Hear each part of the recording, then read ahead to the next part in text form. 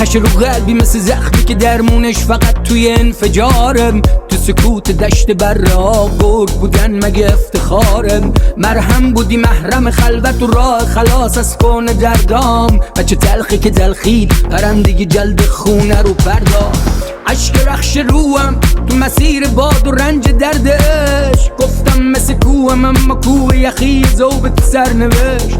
ببخش اگه بد بودم، اگه کم بودم برات، اگه کم گذاشتم، اگه گاهی صدام رفت رو صدا.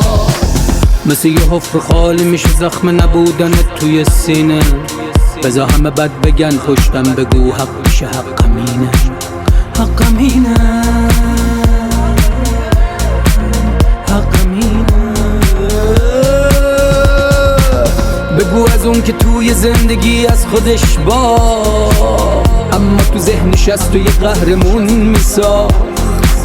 بگو اون که شیدا بود و انگوش نما شد، یه دیوونه که زخمی عقل آدما شد.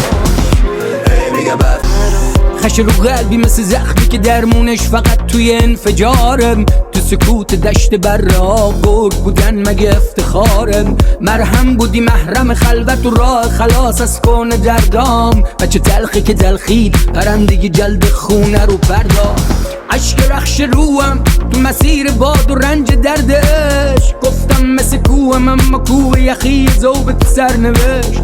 ببخش اگه بد بودم، اگه کم بودم برات، اگه کم گذاشتم، اگه گاهی صدام رفت رو صدا. مثل یه حفر خالی میشه زخم نبودنت توی سینه. بذار همه بد بگن پشتم بگو حق میشه حقم اینه. حقم اینه، حقم اینه.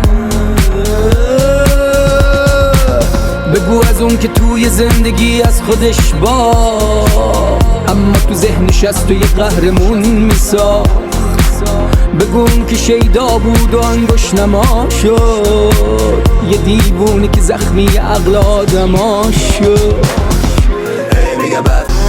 خش رو قلبی مثل زخمی که درمونش فقط توی انفجارم. تو سکوت دشت برا گرگ بودن مگه افتخارم. مرهم بودی محرم خلوت و راه خلاص از کون دردام. بچه تلخی که تلخید پرندگی جلد خونه رو پرداخت. عشق رخش روم تو مسیر باد و رنج دردش. گفتم مثل کوهم اما کوه یخی ذوبت سرنوشت. ببخش اگه بد بودم، اگه کم بودم برات.